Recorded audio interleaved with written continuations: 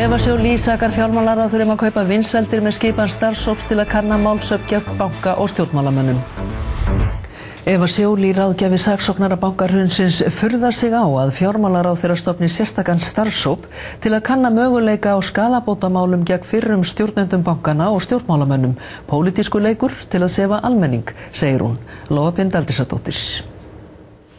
Ríkisstjórnin ákvað í vikuna að stofna starfshóp með fulltrúum 4 ráðuneyta til að kanna möguleika ríkisins á að reka skaðabótamál á hendur einstaklingum sem kunna hafa valdið almenningi fjárhagstjóni með athöfnum sínum eða athafnaleysi í aðdraganda bankahrunsins. Meðal annars stjórnarmönnum í Landsbankanum og ráðamönnum. Eva Joly furðar sig á að fjármálaráðherra velji þessa leið í stað þess að nýta þær stofnanir sem fyrir eru. So I think it's very strange to create new institutions the whole time.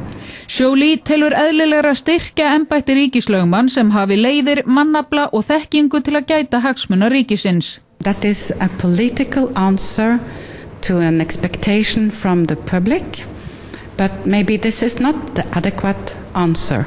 Væntingar fólks séu vissulega miklar, segir Joly, og því freistandi fyrir stjórnmálamenn að seðja almenning með þessum hætti.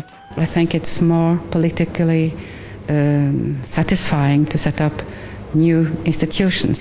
Hún hins vegar afar sátt við að skilyrðin sem hún setti fyrir áframhaldandi ráðgjöf sinni hafi verið mætt og fagnar því hversu hratt hafi gengið að setja lög stöður 3 sjálfstæðra saksóknara sem 11 manns hafa nú sótt